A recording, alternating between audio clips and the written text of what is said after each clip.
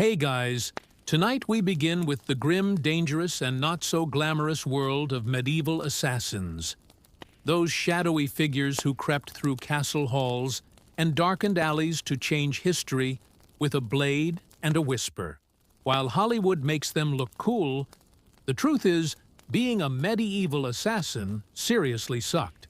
So before you get comfortable, take a moment to like the video and subscribe. But only if you genuinely enjoy what I do here.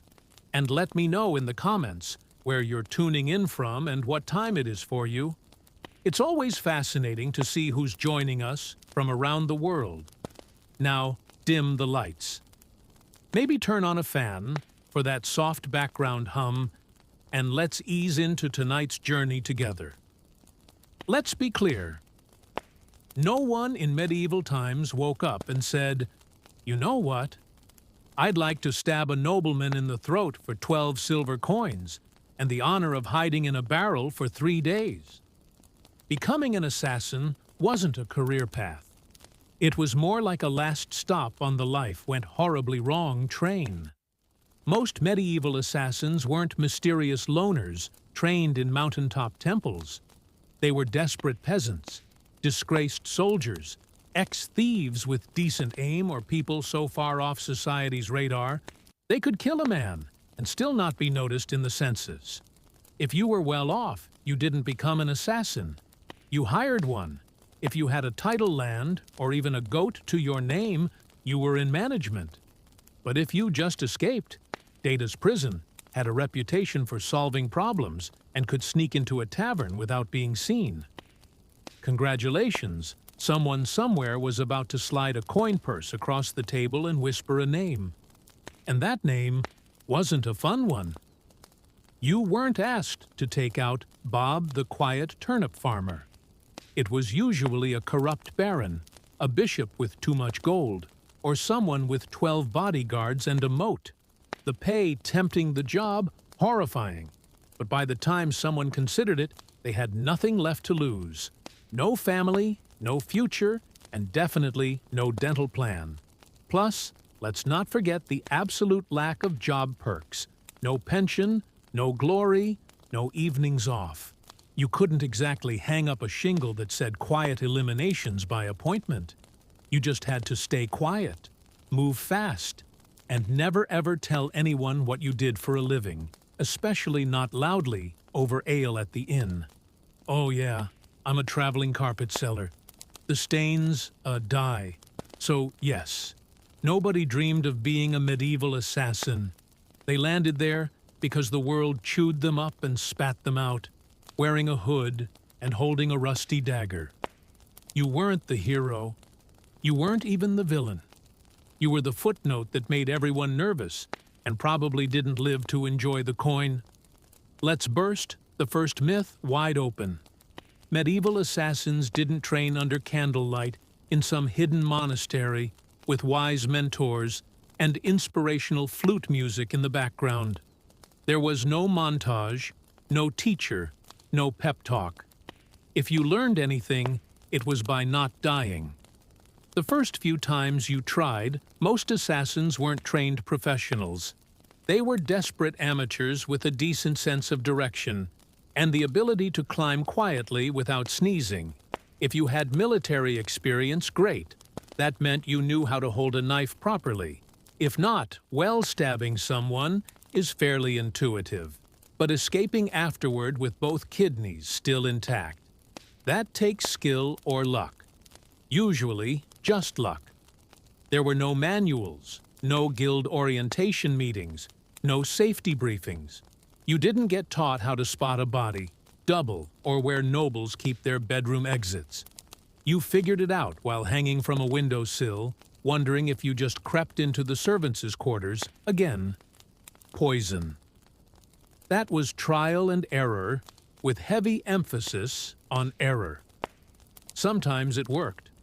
Sometimes your target just got mildly dizzy and more suspicious of his soup. Sometimes you drank the wrong cup.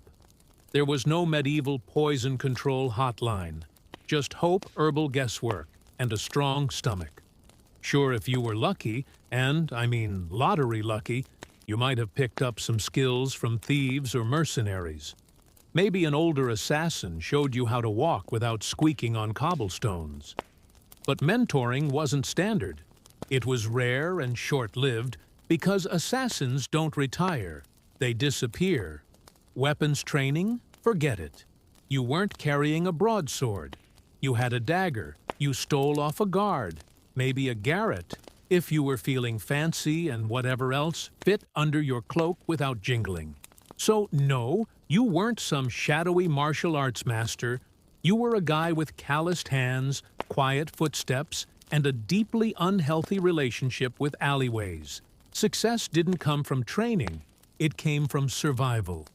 You learned how to kill by doing it quickly, sloppily, then vanishing before anyone could sketch your face and tack it to a church door.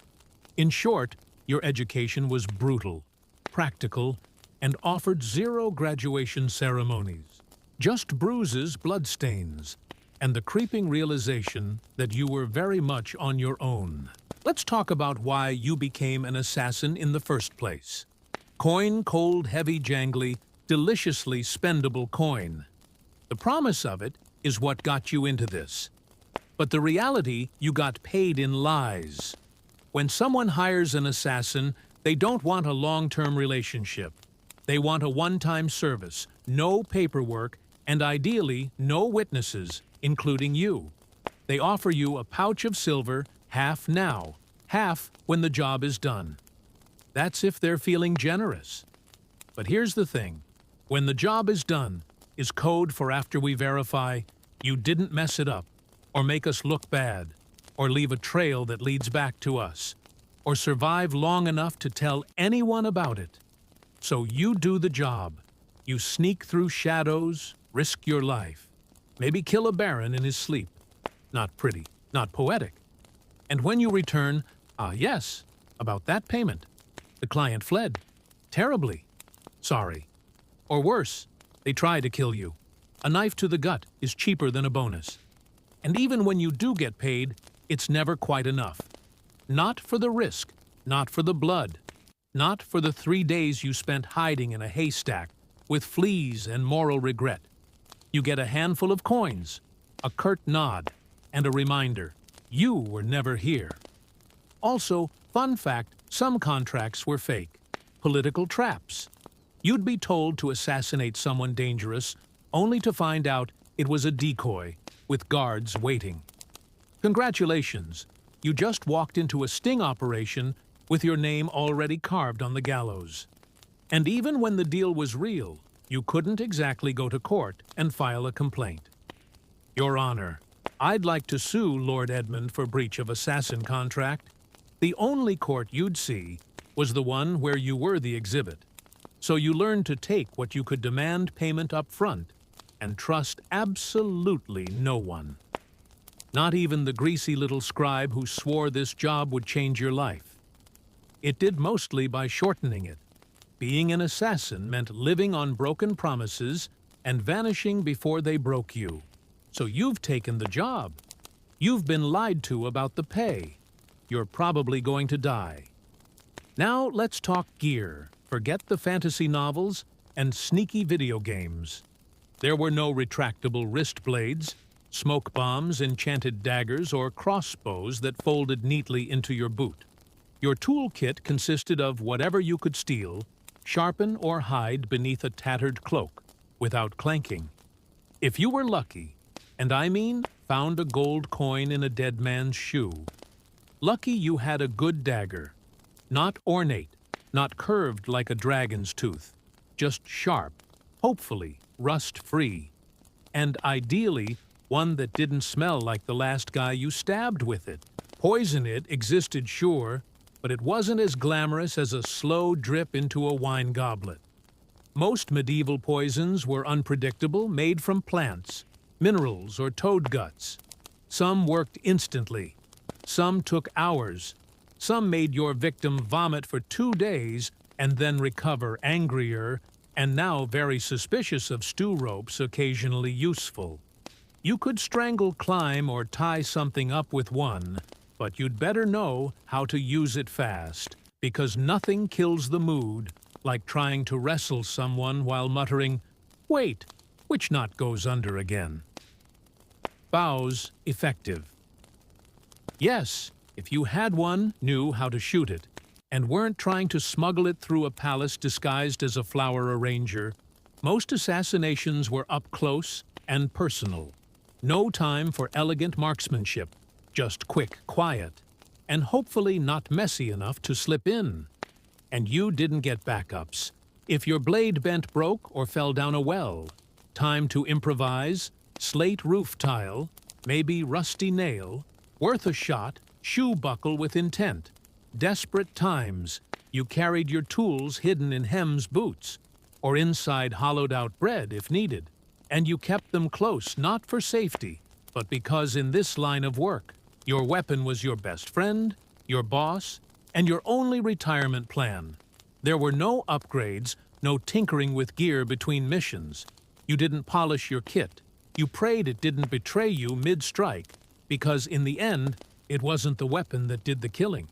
It was you alone, poorly equipped, and expected to perform miracles with a spoon and a prayer. Assassins weren't hired to take out random drunks in back alleys. No one paid you to stab Jeff the sleepy candlemaker. Your targets were important. Nobles, bishops, military officers, sometimes even royalty. And those people, they were very hard to kill. First, there were the guards. Not one or 2 dozens, armed, armored, and well-fed. Some guarded the front, some the back. Some just stood there, looking intimidating, daring you to blink wrong. You'd spend days memorizing patrol patterns, door creaks, and exactly how many stairs it took before the night, with asthma, needed a breather. Second, there were walls.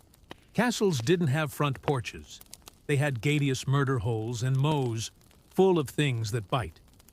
If you didn't fall into the water, you still had to worry about arrow slits and boiling oil. Yes, boiling oil. Your job description included, may get flamed for peeking. Third, there were the servants and staff, the cooks, scribes, and stable boys. One wrong look from you, and they'd be whispering to the guard captain faster than you could say, "I'm just the herbalist." Assassins weren't just fighting swords. They were fighting gossip, and medieval gossip travels at light speed, if it means someone gets to keep their head. And finally, your actual target, paranoid. Rightfully so, these people were surrounded by backstabbers, relatives with claims to their titles, and 3 dozen people pretending to like them. They didn't eat without a tester. They didn't sleep without 3 locks on the door. Some even slept in decoy beds or rotated rooms like a deadly version of musical chairs. And don't get excited if you hear they're attending a feast. Yes, they'll be drunk, but so will you, and you'll still have to get past the royal guards. 3 dogs of very alert jester, and 50 witnesses holding tankers. Even getting close to your target could take weeks. Posing as a servant, bribing a chambermaid, hiding in barrels. And when the moment finally came, you had one shot, one precise, perfect, non-squeaky, non-bloody ghost vanish in the night moment. Or you'd become the next public deterrent, swinging from the castle gate with a sign that read, "Nice try." Let's be honest. When you picture a medieval assassin, you probably imagine sleek black robes, leather braces, maybe a mysterious hood billowing in the moonlight. Reality, you looked like a sick goat herder with something to hide. Disguises in the Middle Ages weren't exactly high fashion. You didn't have custom-tailored cloaks or retractable armor. You had whatever you could scavenge peasant rags, a monk's robe, 2 sizes too big, or the remains of a guard uniform that definitely still smelled like its previous owner. The goal was to blend in, but blending in meant looking like everyone else who hadn't bathed in 2 weeks, limped from old injuries, and had a nervous twitch from malnutrition. You didn't look suspicious because of your cloak. You looked suspicious because you kept adjusting your belt to hide a dagger wrapped in cheesecloth and forget masks. There were no Guy Fawkes options. Most face coverings just made you look like a leper, which was great for avoiding conversation, but terrible for entering parties. If anyone asked who you were, you had to think fast. I'm Brother Tobias. I take care of silent prayer and rooftop maintenance. Even assuming you made it past the guards, noble households weren't full of idiots. Servants noticed unfamiliar faces, especially ones that fumbled chamber pots and couldn't name the cook's cat. You were always one. I've never seen you before away from being clubbed with a candlestick. And if your disguise did work, congratulations! You now had to stay in character for hours, while pretending not to notice all the very stab-worthy people wandering by. Also wigs, they didn't exist.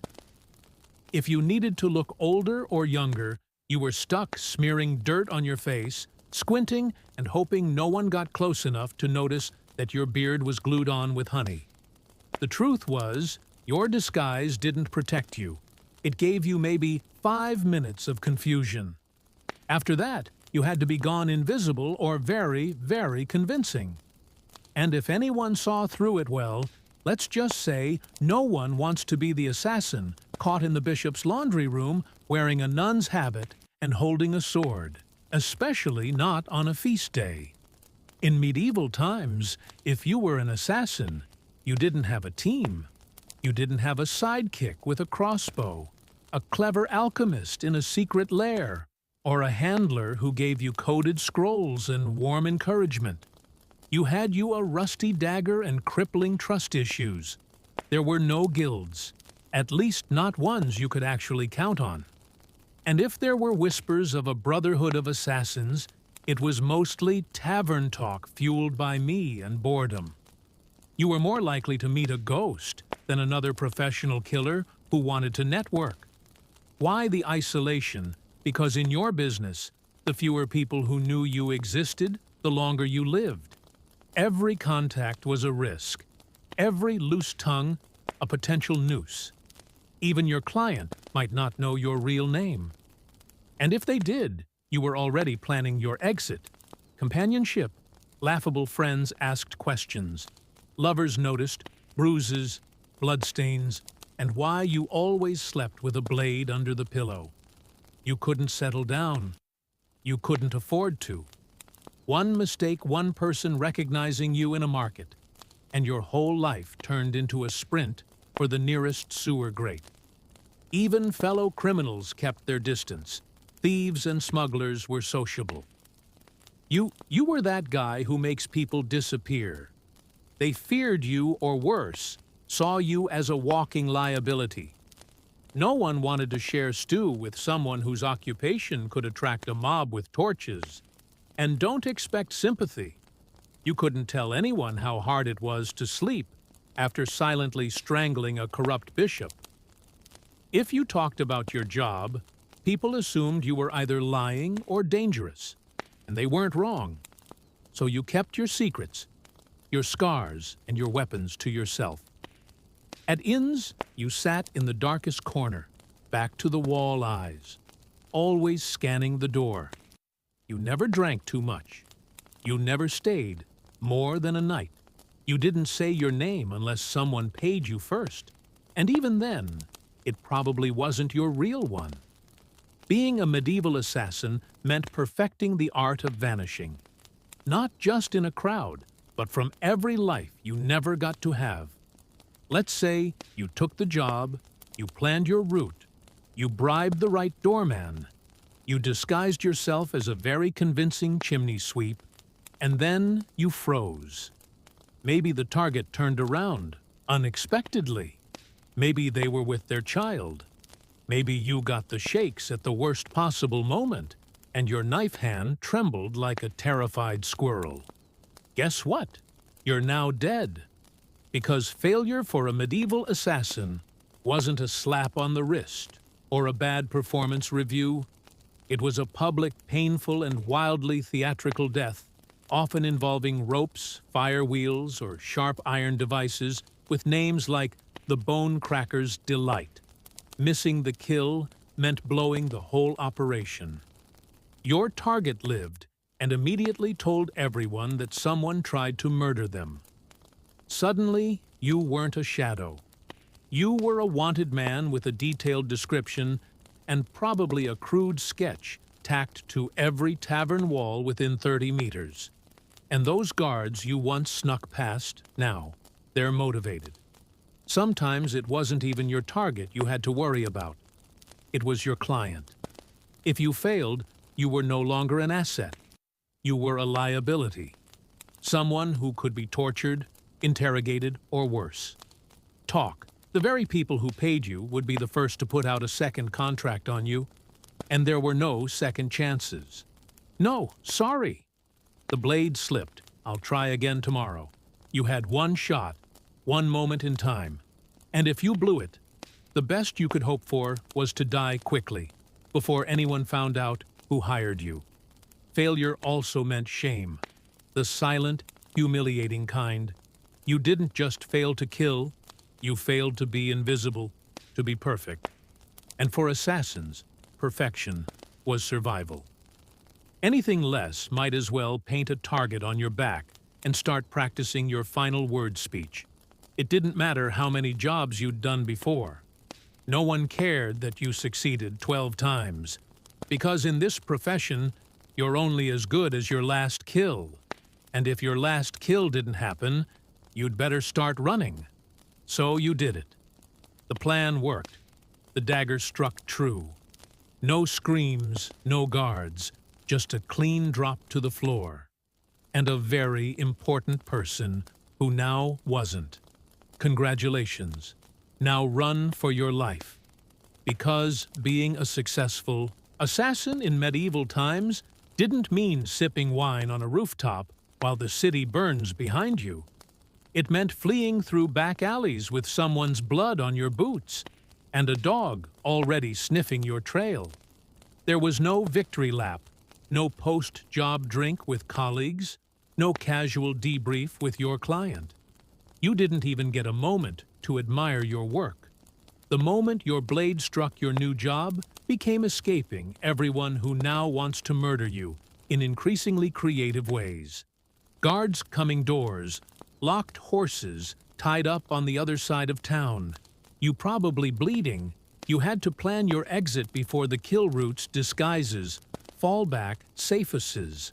Maybe a boatman who owed you a favor, or at least didn't ask questions because the city would go on lockdown within minutes. No one wanted a scandal, and lockdown meant closed gates, armed checkpoints, and a dozen angry men with swords who all just received your rough sketch, and the phrase, maybe armed and extremely stabby. And let's talk about the client. Assuming they actually planned to pay you, they weren't going to meet you at a cozy tavern with a smile and a thank you card. They'd probably vanish too, because an assassin who just completed a job is the most dangerous person alive. You knew too much. You'd proven you could get into places others couldn't. So even when you succeeded, you walked away with coin in one hand and a giant target on your back. And what did you win a week of sleeping in hofts, bribing ferry captains, shaving your beard in the dark and pretending your name was Brother Lucian as you tried to blend in with monks heading east? Because success didn't mean survival. It meant starting the whole game over in a new city, under a new name with even more people looking for you this time. So yes, you made the kill. Now run like hell, if being a medieval assassin wasn't already miserable enough. Poor hunted and sleeping in places that smelled like goat. You also had to deal with the wonderfully creative paranoia of the people around you. Because in the Middle Ages, assassins weren't just feared, they were considered cursed. To the average peasant, you weren't just a killer in a hood. You were some unholy creature who whispered to demons and smeared frog guts on your blade under a full moon. Why else would you be able to sneak past guards and vanish in the dark? Logic wasn't exactly popular back then, but superstition. Oh, that was everywhere. Some believed assassins could shapeshift. Others claimed you were invisible unless bathed in holy water. One popular tale suggested assassins made pacts with forest spirits and could breathe death through walls. Imagine walking through a village and hearing a woman mutter, "Don't make eye contact. He might hex the baby." Even your tools were suspect. Carrying a dagger. Clearly, it was forged in a cursed forge. Using poison that wasn't chemistry.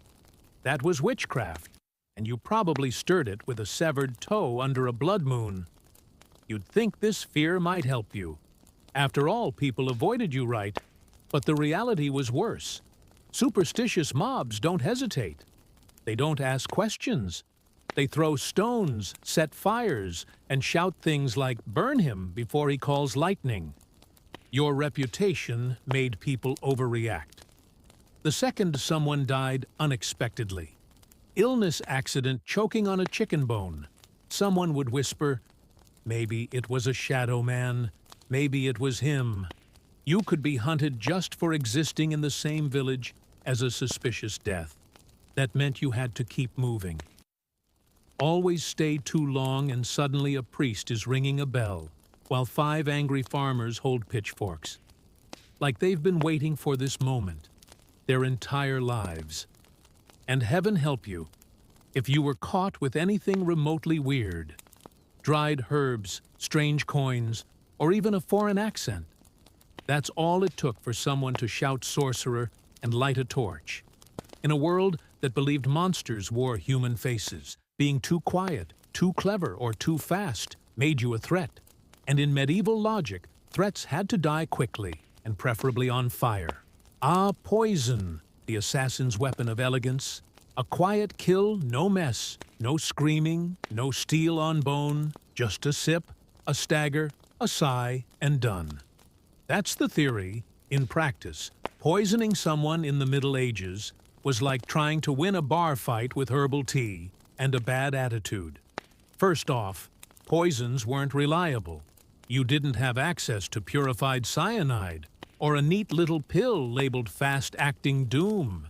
You had plants, mushrooms, minerals, maybe the occasional toad. You had to gather, grind, and pray. And even then, it might just give the target a stomachache and a renewed commitment to his anti-acin guard team. There was no scientific measurement. You didn't dose precisely. You eyeballed it, a pinch too little. And the noble just vomits and cancels dinner, a pinch too much. And you die from exposure before the first course is served. Also, medieval kitchens were chaotic. You couldn't just waltz in and season the soup with nightshade. You had to bribe or impersonate a cook sneak in while no one was watching. Or worst of all, try to poison a meal that would go through 3 tasters and a dog. Yes, a dog. And if your victim was a noble, they didn't just eat food. They treated it like a military operation. Meals were tasted blessed and sniffed by everyone from the steward to the jester. By the time the food hit their plate, it had passed through more security than a royal wedding. Even assuming you did it, you slipped in the poison. It wasn't detected, and the target actually ate it. The next part was wildly unpredictable. Some poisons took hours. Some took days. 1 minute, your mark is laughing at a joke. The next, he's clutching his stomach and demanding to see his astrologer. And if they survived, guess who they'd blame? Not the cook, not the taster. You, the quiet man with the herbal knowledge and twitchy eyes. So poisoning wasn't efficient. It was risky, slow and full of variables, none of them in your favor. And if you were caught, you didn't get a quick death. You got interrogated with tools until you confessed to poisoning everyone from the duke to the dog. You'd think that if you successfully changed the course of history by removing a tyrant, sabotaging a royal bloodline, or silencing a political threat, someone would remember your name. Nope. You were an assassin. That meant your name was never meant to be remembered. At best, you were a rumor. Some hooded figure, a foreigner with cold eyes, or the quiet man who never finished his ale. You might have pulled off the most legendary hit of the century, and still ended up as a mysterious death in the official record. In fact, that was the point. Your client didn't want a story. They wanted plausible deniability. The fewer people who knew who did it, the safer they were, and the less likely they were to end up poisoned by their own assassin. So your name was buried the moment the job was done. If you even used a real one, you didn't sign your work. You didn't brag. You didn't keep trophies. You didn't exist outside the moment of the kill. And if someone did know your name, that was a loose end. And in your profession, loose ends had a very short shelf life. And forget about honor. There were no medals for silence, no stone monuments for the man who stopped a war with one dagger in the night.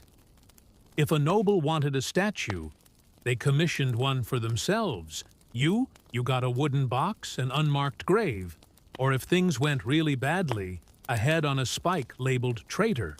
Sometimes your name was known, only so it could be cursed. You'd become a whispered warning. Don't cross the king. Remember what happened to Lord Ulrich? Yes. And the man who did it, gone like a ghost.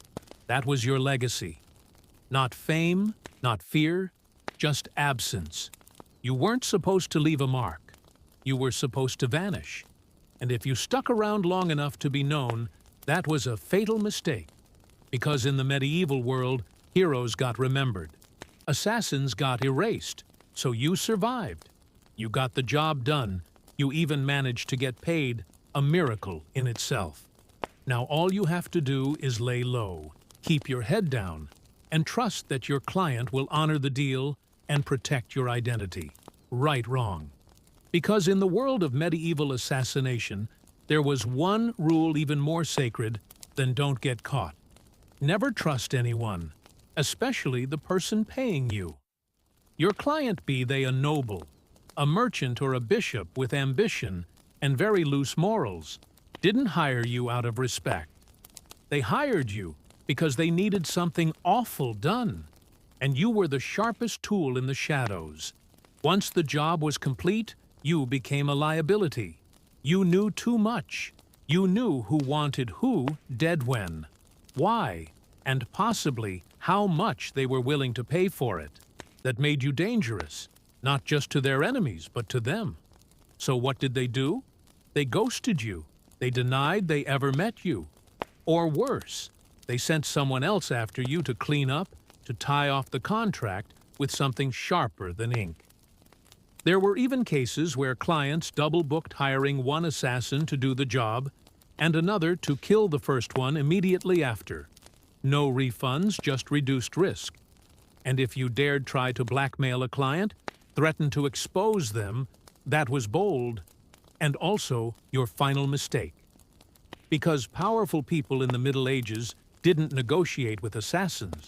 They crushed them. If your client had a shred of honor, a rare species indeed, you might get paid and left alone. But even then, you'd still have to assume they were watching you from a distance, with someone already sharpening steel and memorizing your walk. You were the secret that couldn't talk, the shadow that couldn't stay. Even success wasn't enough to earn trust, because in their eyes, if you killed once, you could kill again, and no one, not even the person who hired you, wanted to be next. Let's say, somehow, you beat the odds. You survived the kills, the lies, the poisonings, the betrayals. You outlived your enemies, your employers, and probably your own sense of morality. Now, what you retire? Absolutely not. Because in medieval times, assassins didn't get retirement plans. There were no farewell banquets, no quiet cottages by the sea, no pensions paid in gold coins and grateful whispers. You didn't fade into a peaceful life. You vanished, or you died, often both. The problem was simple. You were never safe. Even if you walked away from the job your past didn't. You had too many secrets in your head, too many names in your memory, and too much blood on your hands. People didn't want you retired. They wanted you forgotten, which usually meant buried, and even if no one came after you, and that's a big if you had to live with a constant fear that someone might, that a new assassin, young and eager to prove himself, had just received a contract for a shadowy figure who used to be someone dangerous. So you changed your name again. You moved to a village where no one asked questions. You faked a limp, sold herbs, pretended you once worked as a guard. But even then, you didn't sleep well. You avoided crowds. You always sat facing the door. You kept your dagger under the floorboard next to the pouch of coins you never touched, because it still smelled like the man you earned it from. And you couldn't trust yourself either. Years of silent killings and quick escapes did something to your brain. Every knock on the door made you flinch. Every stranger on the road might recognize you. You stopped dreaming because dreaming was dangerous. You couldn't love. You couldn't relax. You couldn't laugh too loud. You lived like a ghost, pretending to be a man. The truth was, there was no endgame for a medieval assassin, just a slow, cold fade into obscurity, always moving, always watching, until one day you slipped into the dark and no one noticed. And maybe that was the best you could hope for. By now, you've probably figured it out. Being a medieval assassin wasn't darkly romantic. It wasn't noble. It wasn't even all that profitable. It was a grim, thankless, short-lived career, wrapped in blood-stained linen and followed by a crowd of people who wanted you dead. You wouldn't last not a week, maybe not even a day, because you'd start with the wrong assumptions, that you'd be sleek in control, a whisper in the dark. But what you'd really be is cold, hungry, and one bad guess away from the noose. You'd slip into town, cloak pulled tight, ready for action, only to discover that your target moved locations. The guards are drunk, but trigger-happy. And the stable boy you paid for information just sold you out for a mug of ale and a piece of bread. You'd freeze at the wrong time, stab the wrong guy, get spotted by someone's maid who once saw your face near the chapel. And suddenly, you're not a shadow, you're the problem. Then what you run, but you're not used to medieval terrain. The mud, the uneven cobblestones, the absolutely insane number of loose chickens in the street. You slip, fall, get tackled by a guard named Thomas, who just got dumped and is looking for an outlet. And let's say you survive that. Then you deal with the aftermath. No allies, no honor, and no future. Just whispers suspicion, and the growing realization that even if you succeed, the best you can hope for is to die old and alone, hiding behind a false name in a village that still believes in fairies. So, no, you wouldn't last. And frankly, you shouldn't try, because the assassin's life wasn't cool. It was a cruel machine that chewed people up and spat out nothing but shadows. It offered power without peace and purpose, without a place in the world. You didn't make history. You erased yourself from it. And the only thing waiting for you at the end was silence. A silence no one would question, because no one even remembered you were there in the first place. Before she was the feared queen of Macedonia, Olympus was known as Myrtale, a Maloyan princess from the rugged tribal lands of Epirus. Her people claimed descent from Achilles himself. And whether or not the blood of heroes truly ran in her veins, one thing was certain. This was not a woman born for the sidelines of history. From a young age, Myrtle was steeped in mystery and ritual.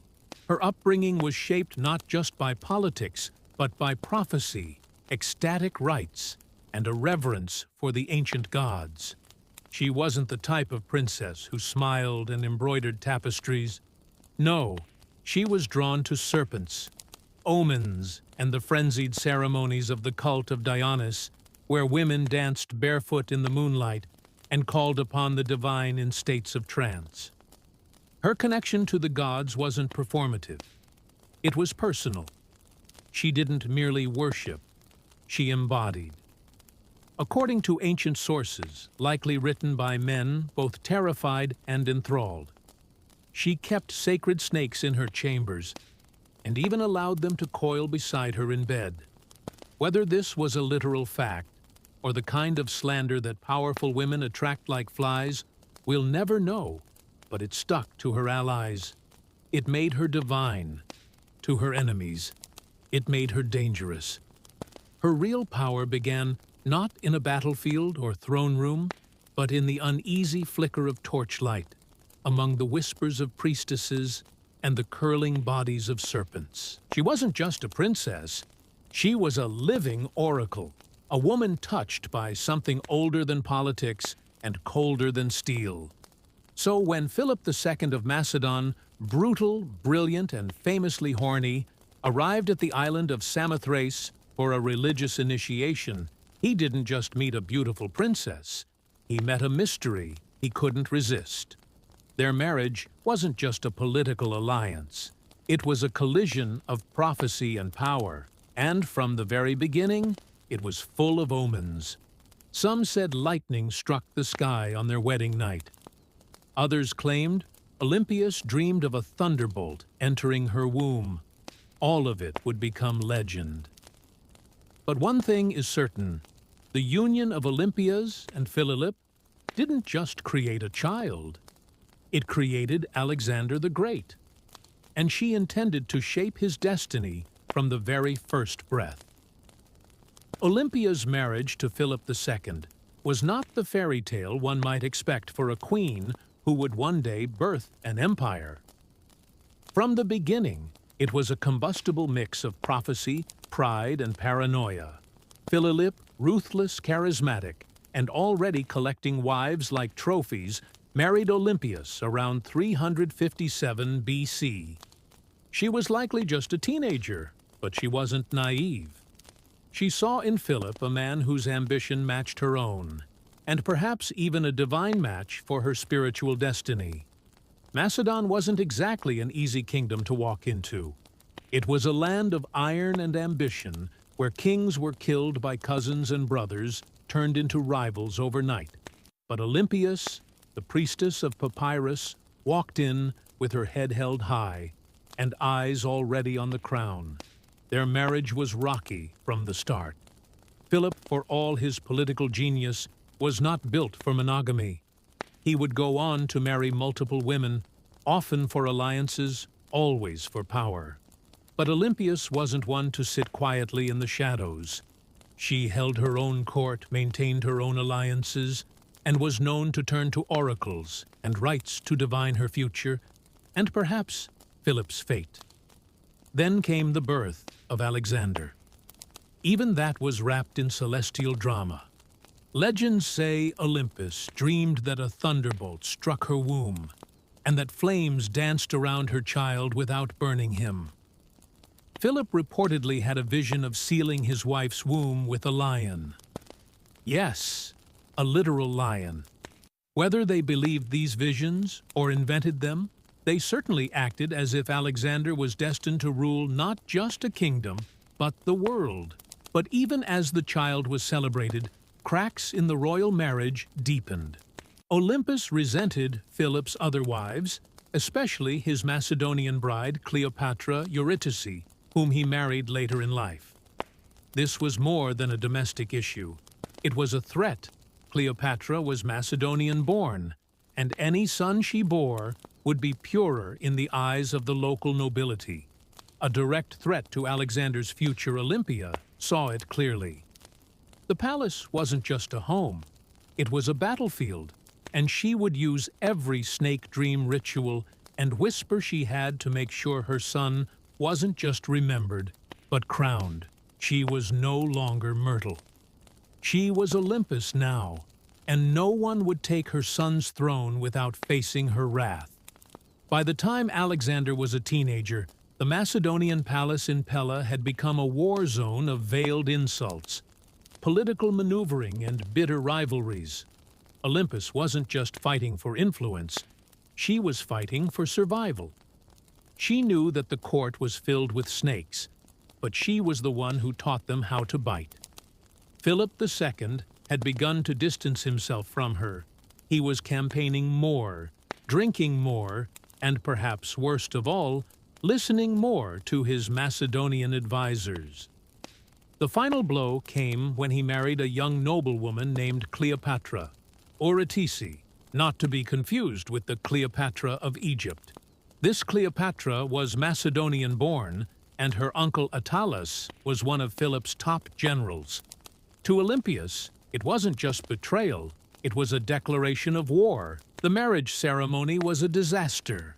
At the feast, Attalus drunkenly mocked Olympus, and Alexander calling into question the legitimacy of Alexander's birth. Was he really Philip's son, or was he the child of a god? As Olympus liked to claim, it was meant as an insult. But Olympia seized the myth, let them whisper.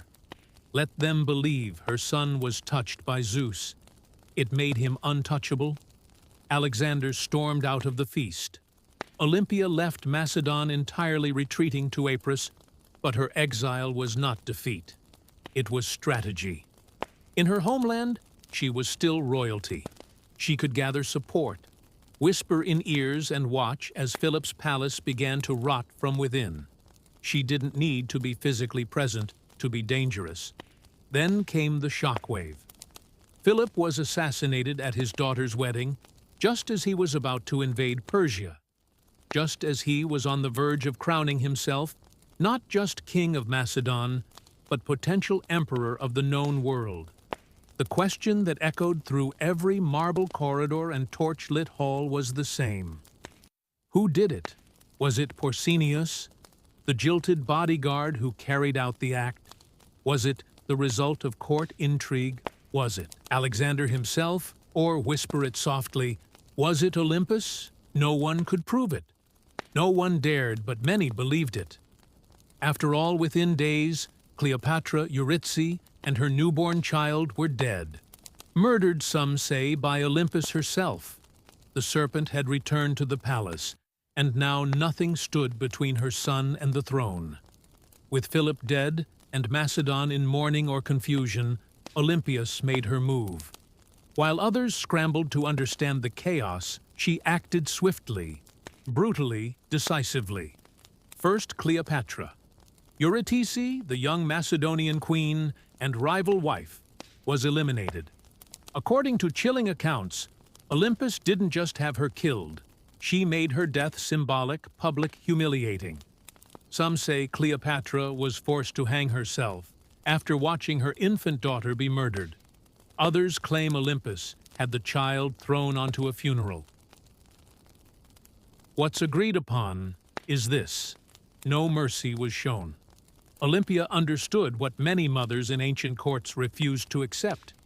In a royal palace, mercy is a liability. A rival child, no matter how small, is a future war. And Olympias was done playing defense. With Cleopatra and her bloodline erased, she could turn her attention to securing Alexander's throne. Her teenage son, bold, brilliant, already trained by Aristotle, was declared king without serious opposition. But don't be fooled. It wasn't just his charisma or his father's legacy that made it possible, it was Olympus. She knew which generals to threaten, which nobles to flatter, and which enemies to quietly remove. She wasn't just protecting her son's rise, she was engineering it. Alexander himself didn't always approve. He reportedly disapproved of the violence against Cleopatra's family. But he also didn't stop it, because deep down he knew what Olympias had always known. Power demands blood. And in Macedon, bloodlines were both a blessing and a curse. With her son now king, Olympias began to recede slightly from public life. But this was no retirement.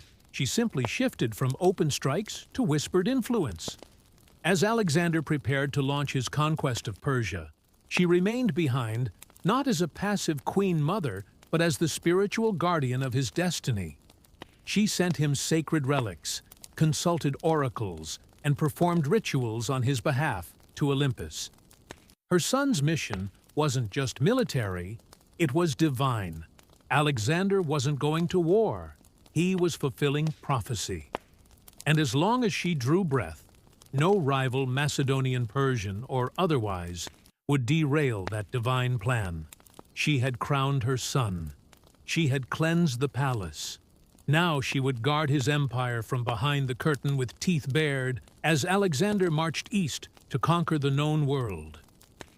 Olympus remained behind in Macedon, a queen without a throne, but not without power. Her official title was Queen Mother. But make no mistake, she ruled in all but name, though regency was technically handed to Antipater, one of Alexander's trusted generals. Olympus refused to be sidelined.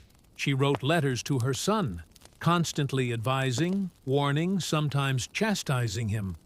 These weren't the sweet letters of a doting mother. They were political briefings laced with oracles and venom. And Alexander, thousands of miles away, read every word. She reminded him who his true enemies were. She questioned the loyalty of his companions. She criticized his fascination with Persian customs, his choice of wives, and his flirtation with calling himself a god. No one else dared say these things to him, but Olympias was never afraid to speak as a mother or a priestess of divine will. Back in Macedon, Antipater grew increasingly resentful. Olympia undermined him at every turn. She used her status, her religious authority, and her family ties to stir opposition against him. She had influence in Epirus in Thessaly, and among the aristocracy. She could spread rumors like wildfire, and with Olympus, a whisper could be deadlier than a sword. Meanwhile, her letters to Alexander became more urgent. She warned him of Antipater's ambition, painting him as a second Philip, ready to betray and usurp. Whether she truly believed it, or simply feared losing her grip, she kept pressing her son to act. Alexander, however, hesitated. He needed Antipater to keep order in Greece while he fought in Asia. And so the rift between mother and general widened. Olympia watched, she waited. But beneath her religious robes and maternal concern, she was growing impatient. She hadn't endured years of palace warfare to be ruled over by an old soldier. As Alexander's empire stretched from the Aegean to India, Olympia saw cracks forming. He was taking on too much trusting, too many foreign advisors, and drifting away from the mother and the gods that made him. She believed his victories came from divine favor, and from her. And if he forgot that, well, Olympus knew how to remind kings who they really were, even if that king was her own son. When news of Alexander's death in Babylon reached Macedon in 323 BCE, it didn't arrive like a trumpet, it arrived like a dagger. For Olympus, it wasn't just the loss of a son, it was the collapse of a world she had spent decades building. Her boy, the divine storm she had prophesied raised unleashed, was gone. And he'd left behind no clear heir, no single successor, only chaos. The mighty empire he carved out was already fracturing. Generals, his so-called successors, were already dividing it up like jackals around a corpse. Antipater still held power in Macedon and Greece, and he had no love for Olympus. Worse, her daughter Cleopatra, Alexander's sister, was being courted by rival generals for marriage. Each one hoping to use her bloodline as a claim to the throne, Olympia saw what was coming.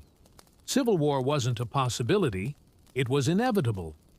And once again, she would have to act.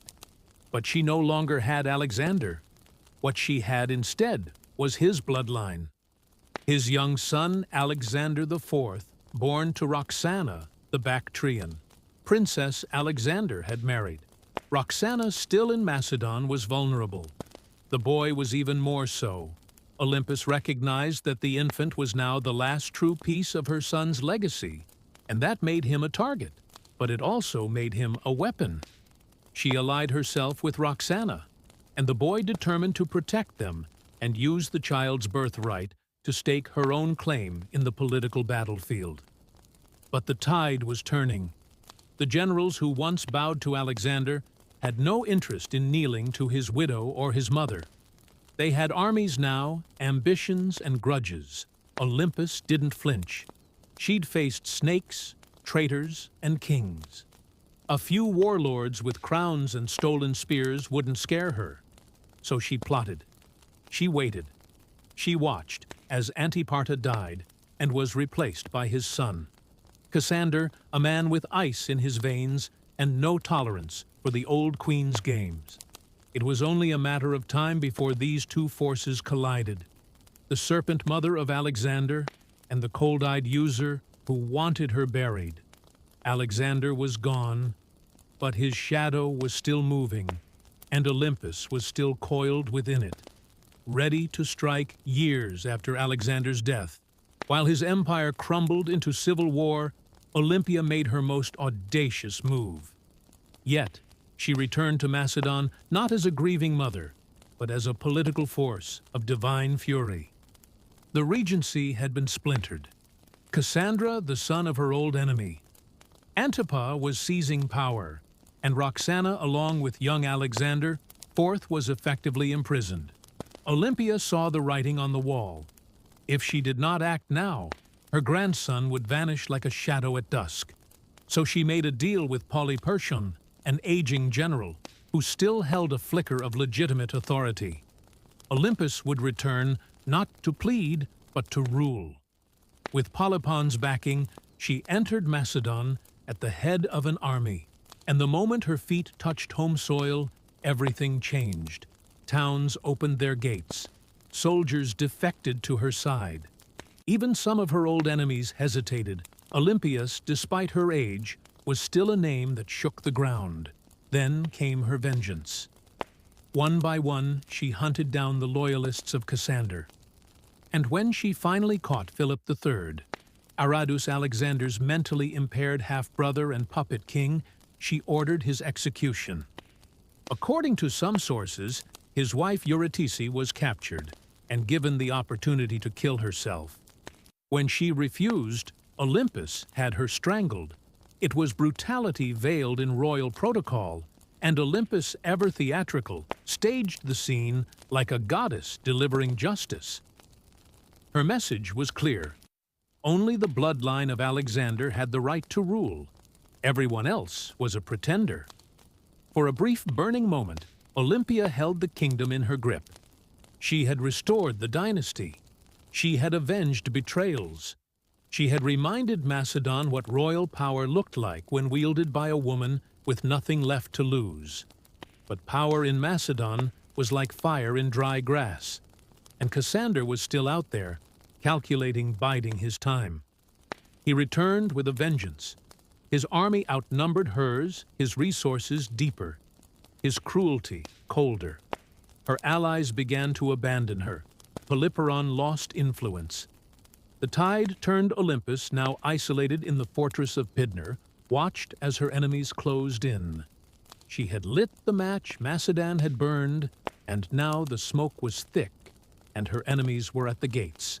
Olympus, once the most feared woman in the ancient world, now found herself besieged in the coastal fortress of Pydna alone, cut off, surrounded by the army of Cassandra, who had come to finish what his father had started.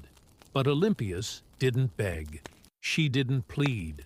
For nearly a year, she endured the siege like a statue carved from divine wrath. Food ran short, disease crept in, allies vanished, yet within the fortress walls, she maintained the same unshakable presence that had once shaken kings. To the very end, she carried herself not as a prisoner, but as the mother of a god. Cassandra, ever cautious, hesitated. He knew killing Olympus was dangerous. Even now she carried a myth around her like armor. She was still the mother of Alexander the Great. To strike her down might seem like blasphemy. So he offered her safety, "Surrender," he said, and her life would be spared. Olympia knew better. She had seen too many royal promises turned to ash. Still, hunger was no longer just a discomfort. It was death. Her garrison broke. Her followers surrendered, and Olympias unbending until the very end was finally handed over to her enemies. Cassandra didn't kill her himself. That would have been too simple and too merciful. Instead, he turned her over to the families of those she had executed during her brief return to power. Let them decide her fate. They condemned her to death. But here's the catch. When the executioners came, no one dared strike the first blow. Olympia stood tall, regal silent eyes fixed on them like an oracle staring through smoke. These were Macedonians. They had grown up hearing of her rituals, her visions, her snakes.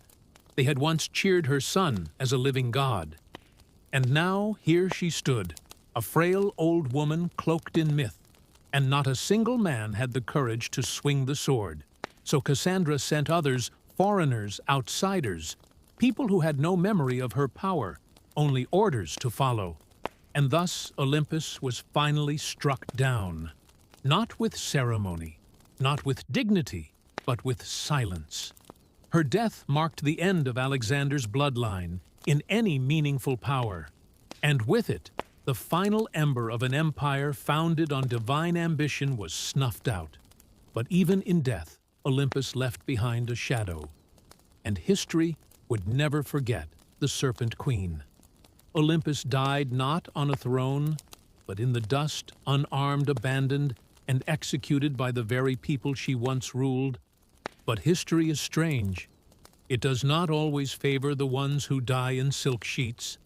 Sometimes it remembers those who went down hissing, and Olympus was never meant for quiet history. In life she had wielded motherhood like a sword, and prophecy like a shield. She wasn't just the mother of Alexander the Great.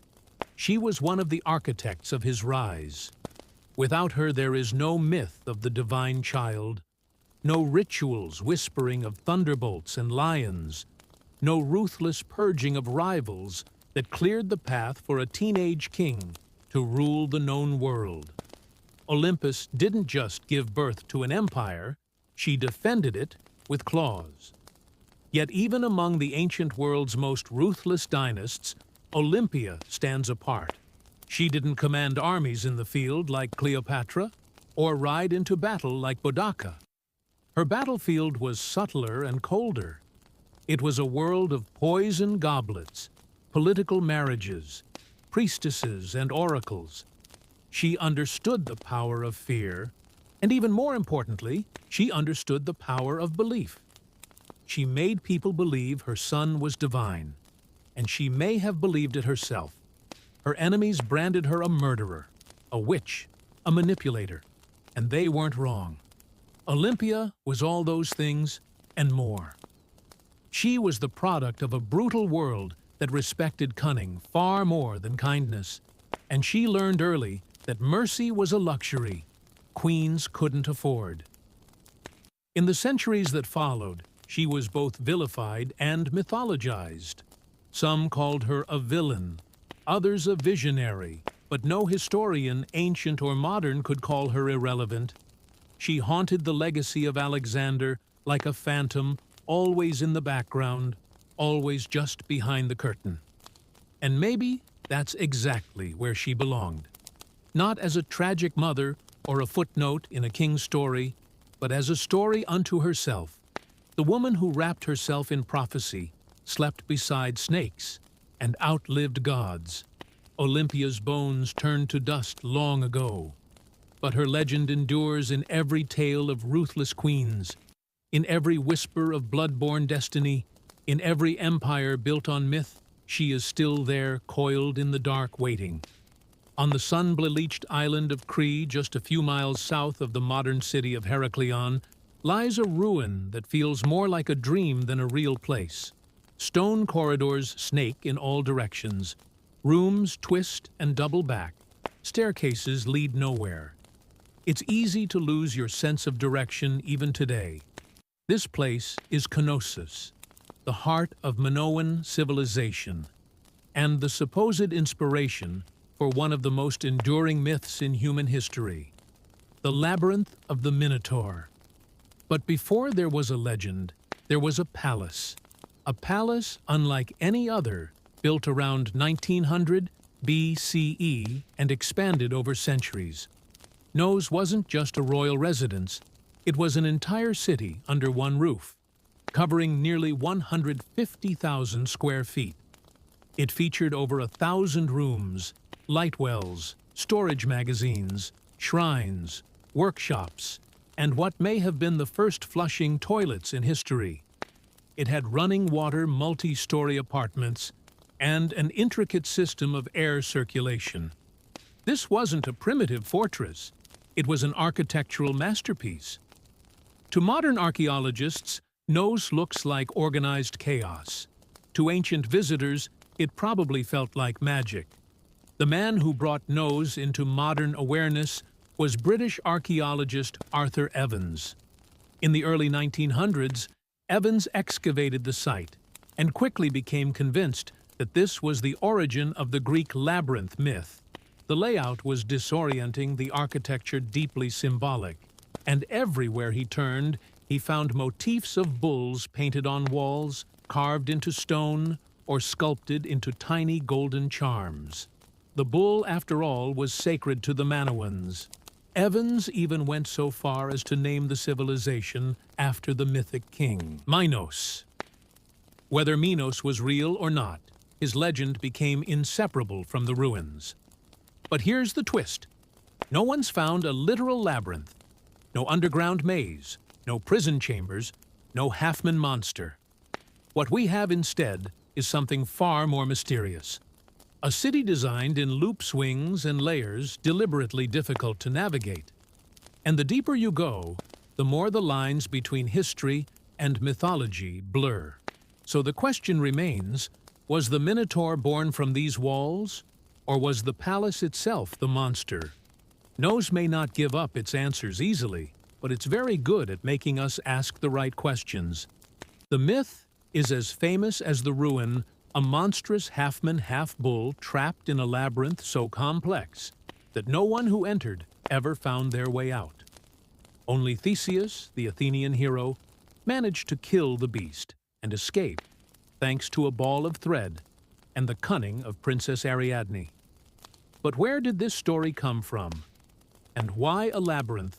The earliest versions of the myth speak of King Minos, the powerful ruler of Crete, who demanded tribute from Athens in the form of 7 boys and 7 girls each year. These unfortunate souls were fed to the Minotaur, a creature born from divine punishment and shame. The Minotaur, locked in an underground maze, symbolized the dark underbelly of power, something savage hidden behind grandeur. To ancient Greeks, Crete had long been a land of wealth, mystery, and fear. Its seafaring people, the Minoans, were seen as both elegant and alien. Their rituals involved bulloping their artwork, depicted strange gods, and their palaces were unlike anything on the mainland. To a visiting Greek from 1000 BCE, Knossos might have felt like another world. The bull itself was sacred in Minoan culture. Frescoes show young men and women vaulting over charging bulls in ritual displays. Horns of consecration, stylized bull horns, appear on rooftops and altars. Combine this with a palace that feels like a maze, and the ingredients for a legend begin to stir. But what if the miner wasn't just a monster? What if it was a metaphor? Some scholars believe the tale reflects a memory of Cretan dominance over the Aeon, a time when Athens truly did pay tribute to a stronger, stranger power. The labyrinth could symbolize the political entrapment of weaker states, and the Minotaur, the raw, terrifying force behind Minoan rule. Others argue it's more psychological, the labyrinth as the unconscious mind, the Minotaur as our hidden urges, and Theseus, the hero walking bravely into the darkness, guided only by the thread of memory. Still, the myth remains tangled with no's.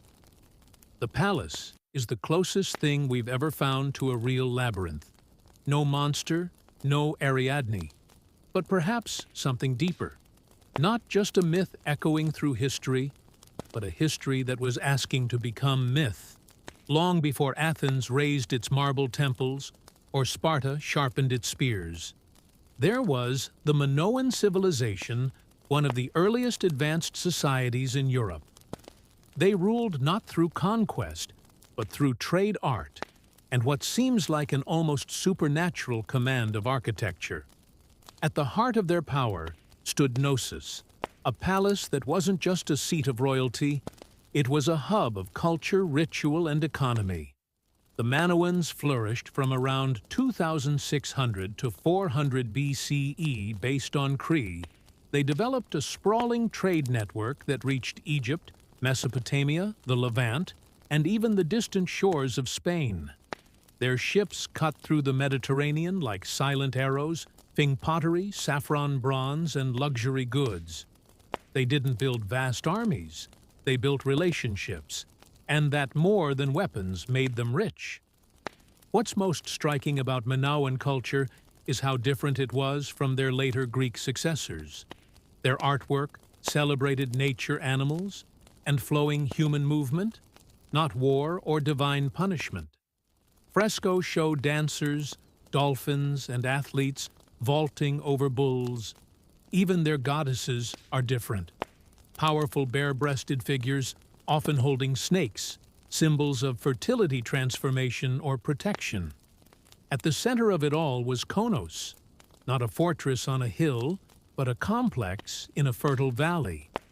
It had no massive defensive walls, suggesting the Minoans either felt secure on their island or projected enough power to make defense unnecessary. Their confidence was architectural.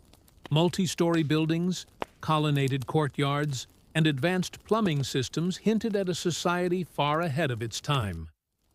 And yet, for all their sophistication, the Minoans left behind no deciphered written records. Their primary script, linear, remains unreadable to this day. We don't know what they called themselves. We don't know what their kings believed, what prayers they spoke, or what truly happened behind the walls of Nos. All we have are their ruins, their art and their influence absorbed later by the Mycenaeans and echoed in Greek myths. The Minoans were not just builders of palaces, they were architects of mystery, and Nos wasn't merely a building. It was the beating heart of a civilization that shimmered for a moment, like sunlight on the Aegean, and then vanished. But some say their echo still wanders the maze. To walk through Knossos is to walk through time. Layered, confusing, beautiful time. It's not just the scale that overwhelms you, it's the design rooms lead to rooms. Corridors split and vanish. Light wells cut through the heart of the building. Stairs spiral into shadows or emerge suddenly into sunlit courtyards. Nothing moves in a straight line. It's not hard to see why ancient visitors might have whispered Labyrinth Kossos wasn't just a palace, it was a living organism. Spanning an estimated 150,000 square feet, the complex contained over 1,000 chambers, some tiny, some grand. These weren't randomly placed rooms, they were purpose-built workshops, storage spaces, shrines, apartments, and throne rooms, all arranged around a large central courtyard that may have hosted public ceremonies or bulling rituals. The palace was built on multiple levels, up to 4 or 5 stories tall in places using natural slopes and artificial terraces. To navigate it without getting lost, you'd need memory instinct or a thread like Theseus. And yet this apparent chaos hides a remarkable intelligence. The Minoans mastered passive ventilation cooling rooms through air shafts and open stairwells. They funneled rainwater through clay pipes and had toilets that flushed long before Rome made it fashionable. One of the most iconic areas is the so-called throne room, named for the alabaster chair built into the wall flanked by benches. Around it are fresco of griffins, mythical guardians. Was this the seat of a priest-king, a goddess's chamber, a sacred court? No one knows for certain. And the walls, they speak in color. Vibrant fresco show dolphins swimming above bathtubs, women in elegant flounced skirts with bare chests, youths leaping bulls mid-air. The art wasn't just decoration. It was identity. Fluid, natural, deeply connected to earth and sea. Still, the deeper you go, the more nose begins to disorient.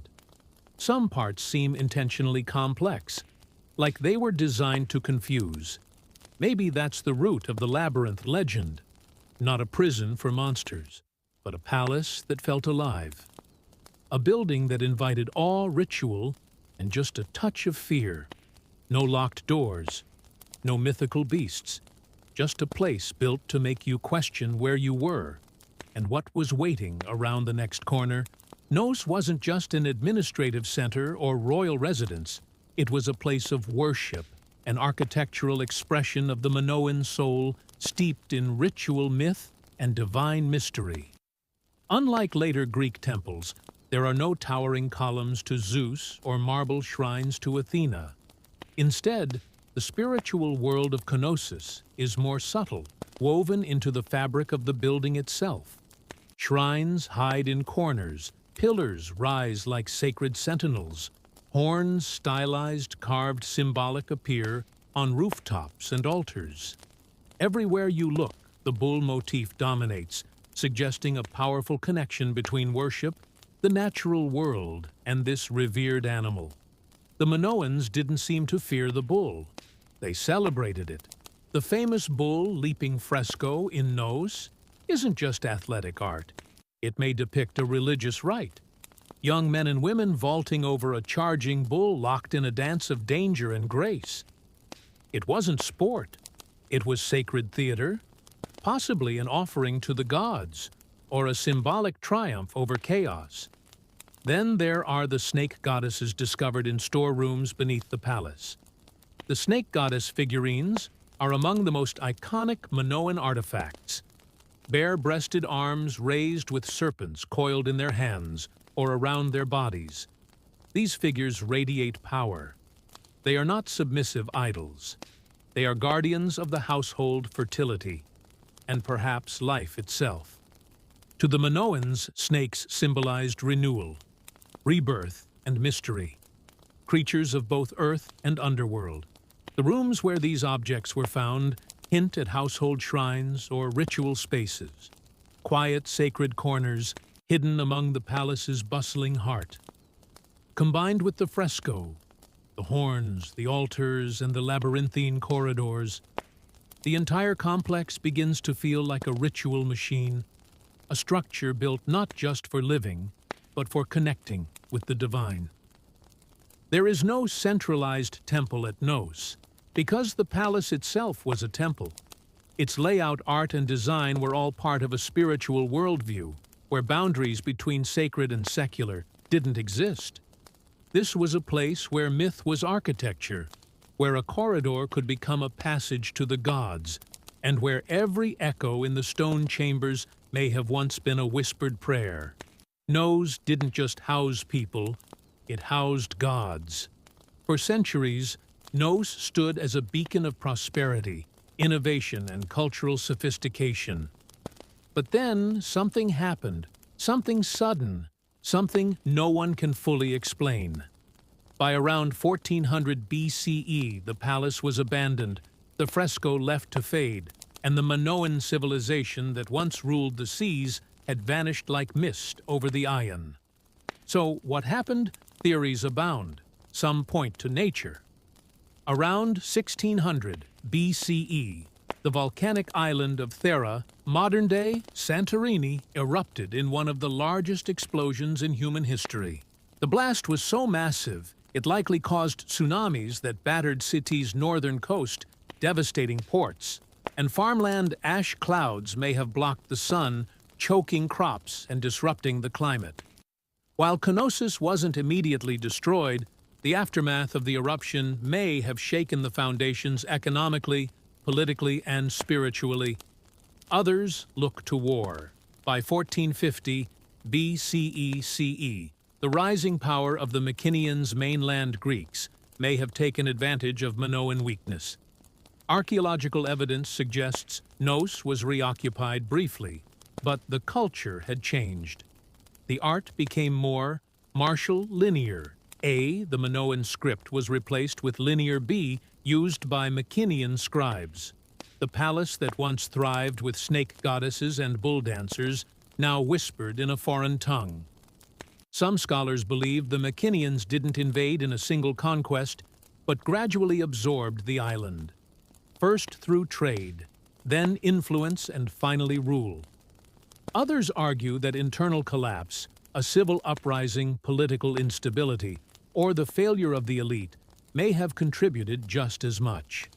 What's striking, though, is how little violence is evident in the ruins. There are no charred skeletons, no signs of mass slaughter. Knos didn't fall with a scream. It fell with a whisper. The great palatial system simply stopped. The rooms went quiet. The rituals ended, and nature slowly crept back in. By the time Homer sang of Cree in his epics, Knos was already ancient myth, a memory tangled in stories of kings, monsters, and labyrinths. And maybe that's fitting, because what killed Knos wasn't just eruption or invasion. It was time and the way all great things, no matter how beautiful, eventually vanish beneath the weight of new empires. But the bones remain, and if you listen closely, the maze still hums beneath the earth. For thousands of years, Knossos lay buried beneath the Cretan soil. Just another mound of stone lost to time, its name forgotten, its myths, distorted its walls, swallowed by olive groves and dust. That is, until one man decided to chase a legend. His name was Sir Arthur Evans, and he didn't just rediscover Knossos, he reimagined it. In 1900, Evans, a British archaeologist with a flair for drama and a deep love for Homeric myth, purchased the land that covered the ancient ruins. Local farmers had been finding strange seals and artifacts, clues that something enormous lay beneath their feet. Evans dug in. What he found would change the history of the Aeon forever. He uncovered a palace so vast, so complex, and so advanced that he was convinced this was the mythical home of King Minos. The fresco, the horns, the sheer architectural strangeness of the site. It all pointed in his mind to one thing. The Labyrinth Evans wasn't just an archaeologist. He was a storyteller, and sometimes a controversial one. He named the people who built Knos the Manoans after Minos. He interpreted symbols, reconstructed fresco, and restored parts of the palace using reinforced concrete, a move that has drawn both praise and criticism. Some call it visionary, others call it vandalism, because what you see today at Knossos is partly ancient ruin and partly Edgewardian imagination. Still, Evans did what no one else had dared. He brought Knossos back to life. He gave Europe a glimpse into a Bronze Age world far older than classical Greece, a civilization of art, mystery, and maritime elegance. He also unearthed the still undeciphered linear script, opening new questions about language literacy and the limits of our historical understanding. But Evans did more than excavate stone.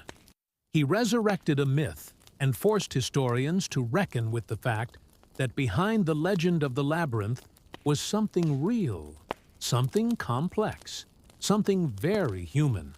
A palace that felt like a maze, a civilization that slipped into shadow, and a man who peeled back the earth only to discover a story far stranger and more beautiful than he had imagined. Knos had slept for 3,000 years. Evans rang the bell that woke it up. Walk through Knossos, and you're not just walking through architecture, you're walking through a language of symbols, fresco, carvings, patterns They're everywhere. But the Manowans didn't leave us a Rosetta Stone. Their primary script, linear, remains undeciphered.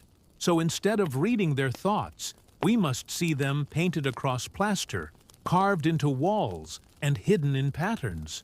What exactly were they trying to say?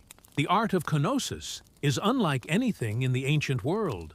There's no obsession with warfare, no rows of kings or battle-hardened heroes. Instead, we find nature, leaping dolphins, blooming liais, birds in flight, and sacred bulls. The humans are alive, elegant, and often dancing or performing rituals. Even in scenes that suggest danger, there's rhythm and beauty. The Minoans weren't chronicling conquests. They were celebrating life cycles and possibly cosmic order. The most iconic symbol, though, is the double axe, or labris, found throughout Nos in shrines on fresco, even etched into stones. It was ancient physics weaponized, and it was only the beginning of how engineers would make walls weep.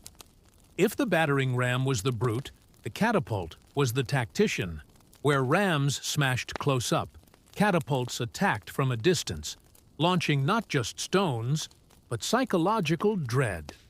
They were the first real artillery pieces in military history, and they revolutionized siege warfare by weaponizing physics in ways that felt almost magical to the enemy.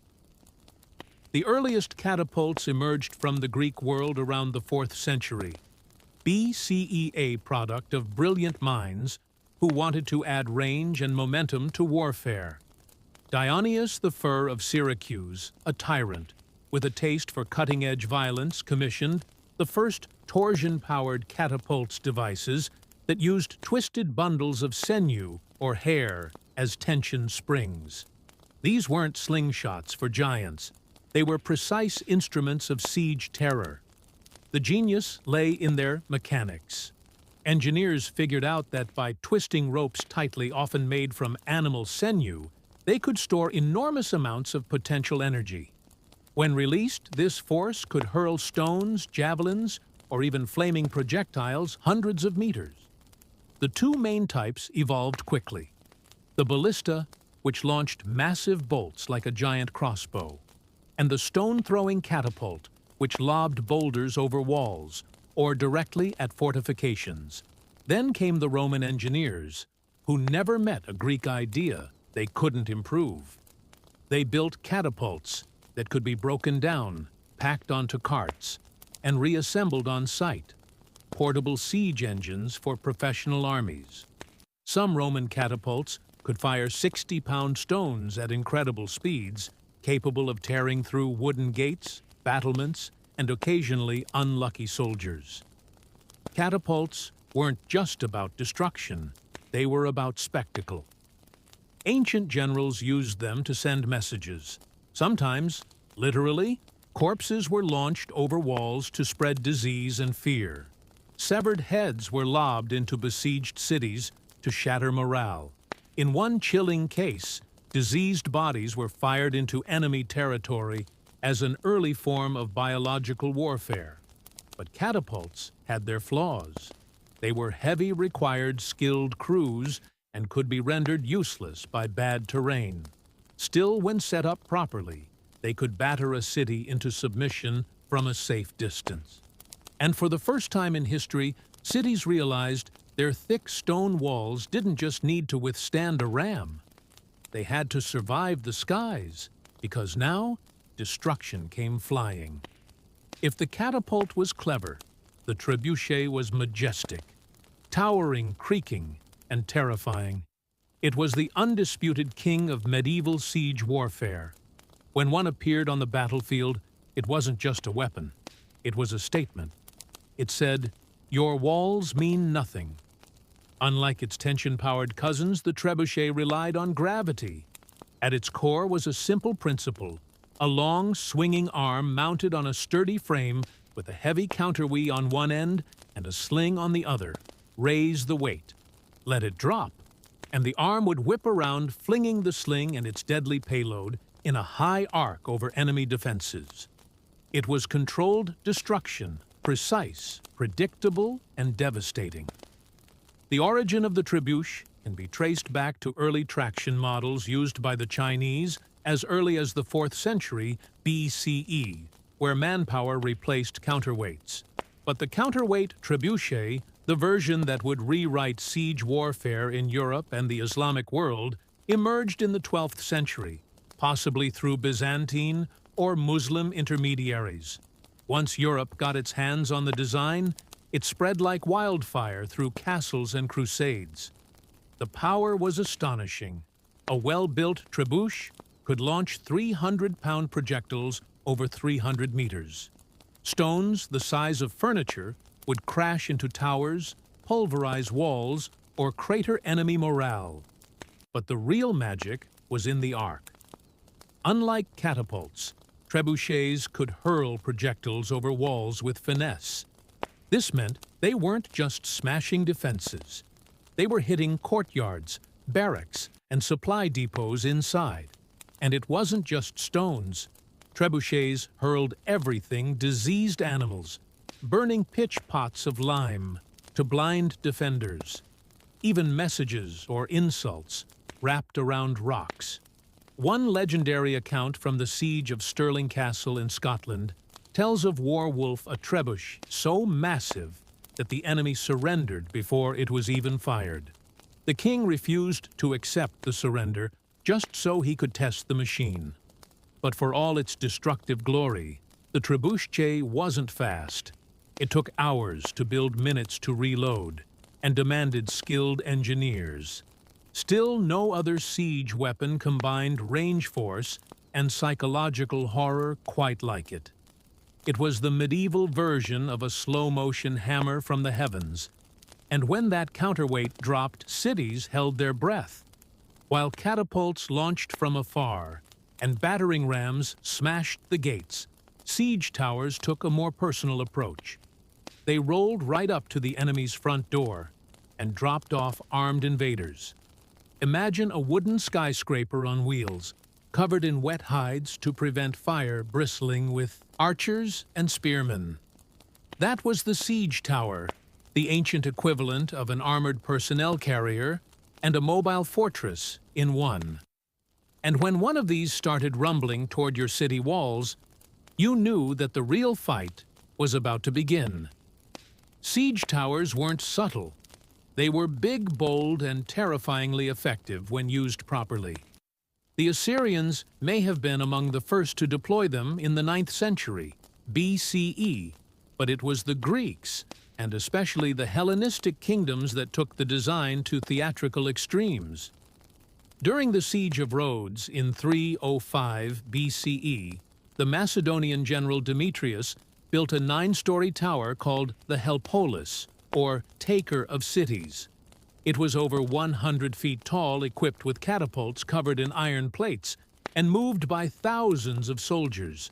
It also broke under its own weight, but the ambition unmatched. The logic behind siege towers was simple. Walls only work if you can't get over them. Siege towers eliminated that advantage by creating an elevated platform from which attackers could descend onto the battlements, bypassing gates and scaling ladders. From the top deck, archers could rain death down onto defenders, while troops on the lower levels prepared to board. But these towers weren't invincible. They were slow, vulnerable to mud, and prime targets for defenders with fire arrows, rolling boulders, or even sabotaged terrain. Smart defenders would dig ditches, flood mows, or build secondary inner walls, known as counter-scarp defenses, just to stop a tower's approach. Still, when they worked spectacularly. A breach in the wall was one thing, but having your own rampart suddenly crowded with enemy soldiers, that was chaos. Siege towers transformed the battlefield from a horizontal contest of strength to a vertical race for survival. They made height an asset and a liability, and once the gangplank dropped from a siege tower to the city walls, there was no turning back. It was time for hand-to-hand hell. While rams smashed and trebuchets soared, Some of the most devastating siege tactics happened silently, underground. Siege tunneling or sapping was the dark art of defeating a city by removing the ground it stood on. Literally, the idea was ancient and horrifyingly effective. Dig beneath the enemy's wall, prop it up with wooden supports, then set those supports on fire. When the timbers burned away, the tunnel collapsed, taking the foundation of the wall with it. One moment, your city stood strong. The next, a massive section of the outer wall crumbled like stale bread. This method didn't look glorious. There were no grand engines or thunderous launches, but tunneling was the slow, invisible killer of fortress warfare. The Assyrians practiced early versions of it, but the technique reached full maturity with the Greeks, Persians, and later medieval European armies during the Siege of Plateau in 429 BCE. The Spartans attempted tunneling beneath the walls, only for the defenders to dig counter-tunnels and intercept them mid-dig, turning the soil into a knife-fight nightmare. This defensive tactic became known as countermining, and it added an eerie element to siege warfare.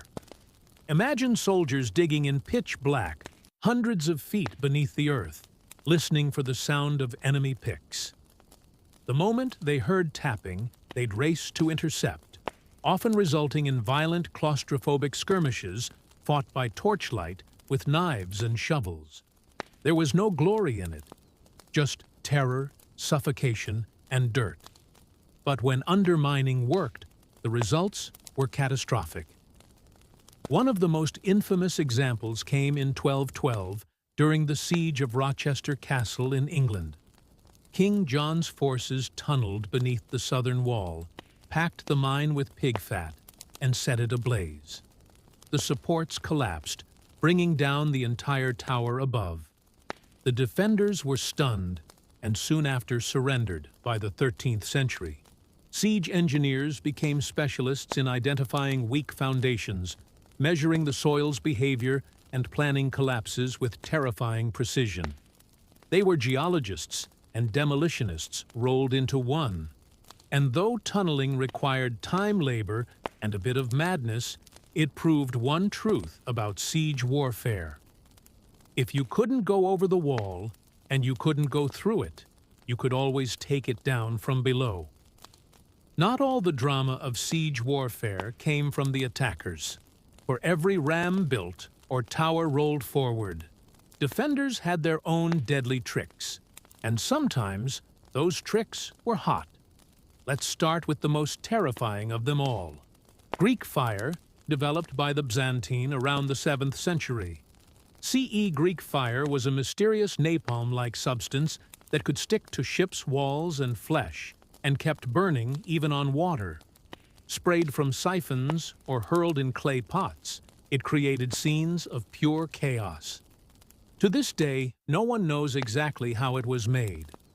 The formula was so secret that it died with the empire, but its effects legendary. Entire fleets were reduced to flaming skeletons within minutes, and that was just the start. In more low-tech defenses, boiling liquids were the go-to weapons of choice.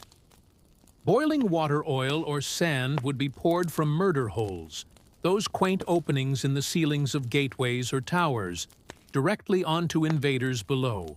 Oil was especially feared. Unlike water, it clung to skin, soaking into clothes and armor before being set alight. Imagine climbing a siege ladder, only to be greeted with fire you could never put out. Hot sand, though less dramatic, was vicious in its own right. It would slip into the gaps of armor, especially around the neck or wrists, causing second- and third-degree burns as it cooked the flesh beneath. It didn't look impressive from a distance, but it turned bold warriors into screaming wrecks in seconds. Defenders also relied on the good old laws of physics. Gravity became a weapon. Giant stones, logs, or even dead animals were dropped from parapets onto siege engines or dense formations of troops. The goal wasn't just to kill, it was to break the machines and morale at once. And then there were traps, hidden pits, collapsing bridges, spiked barricades. Castles became puzzles of pain designed to slow, confuse, and punish. All of this served one purpose: delay. Every minute a wall held was a minute closer to enemy supply lines, running thin to disease spreading in camps, or to reinforcements. Arriving siege warfare was a game of attrition, and while the attackers had physics on their side, the defenders had creativity and a whole lot of boiling rage. In siege warfare, raw destruction was only half the goal. The other half was psychological domination, breaking the will of the defenders before the walls even came down. Siege weapons weren't just tools of war. They were massive, creaking, flaming symbols of doom. Every groaning wheel of a siege tower, every arcing boulder flung by a trebuchet, was designed to plant one seed in the minds of those behind the walls. You are not safe. Ancient commanders knew this. The Assyrians paraded their siege engines openly, dragging them across deserts with grand fanfare. The Romans built their siege camps right in view of the enemy, letting defenders watch as battering rams were assembled and catapults tested. Siege was theater, and fear was part of the script. Sometimes the payloads themselves carried a message. Severed heads of messengers or generals would be launched over the walls, often still wearing their armor. At the siege of Constantinople, defenders were bombarded not only with rocks, but with bodies. Diseased corpses launched to spread panic and plague. During the Mongol siege of Kafur in 1346, it's believed that hurling plague-infected corpses over the walls helped trigger outbreaks of the Black Death in Europe. The trebuchet wasn't just a weapon, it was an announcement. When one of these giants was rolled into place, everyone inside the fortress could hear it before they saw it. The creaking of winches, the grinding of ropes, the heavy thunk of the counterweight, like the heartbeat of an incoming storm. But the most dangerous part, the unknown. You never knew what was coming next. Would it be a rock, a barrel of fire, a rain of arrows, or just silence? Ominous, heavy silence as engineers adjusted their aim. Even the sounds became psychological weapons. The rhythmic thump of a battering ram or the sudden silence before a shot would drive defenders mad with anticipation. For commanders, the goal was to create despair, to convince the enemy that resistance was pointless, that their gods had abandoned them, that their walls were nothing but temporary obstacles in the path of fate. And when that mental dam finally cracked, the gates often opened without a fight. Because in siege warfare, sometimes the mind collapsed before the masonry. As gunpowder thundered onto the battlefield in the late medieval era, the age of traditional siege engines came to a slow, splintering end. But their legacy didn't vanish. It evolved. The invention of cannons changed everything. A single, well-placed shot from a cannon could do in seconds what a trebuchet took hours to achieve. Stone walls, once considered impenetrable, became liabilities. By the 15th century, the great castles of Europe were crumbling, not from undermining or fire, but from iron balls crashing through their parapets. Siege warfare had entered its next phase, explosive, brutal, and deafening. And yet, the principles laid down by ancient siege engineers never disappeared. Modern artillery still owes a debt to the catapult and trebuchet. Every ballistic missile and long-range howitzer is just a high-tech descendant of the same question. How do you break what's meant to be unbreakable from a distance? Physics, trajectory, tension, and force, all discovered, tested, and perfected centuries before gunpowder ever entered the story. Even military psychology today, shock and awe, overwhelming firepower, visible dominance has its roots in ancient siege tactics. Those towering siege engines rolling forward with flags snapping in the wind, were the original shock and awe. They weren't just about breaching a wall, they were about breaking the spirit of a city. You can still see their legacy etched into the ruins of ancient cities. At Masada, where Roman siege ramps still scar the desert. At Constantinople, where layers of walls stood for 1,000 years against every machine imaginable until cannon fire finally brought them down at castles across Europe, where round towers and angled bastions tell the story of a world constantly redesigning itself to survive the next siege. And today, even in a world of drones and satellite-guided missiles, siege warfare hasn't vanished. It's just gone. Digital. Cities are still surrounded. Defenders are still isolated. Walls are now firewalls, blockades, or even media blackouts. But the soul of the siege remains the same.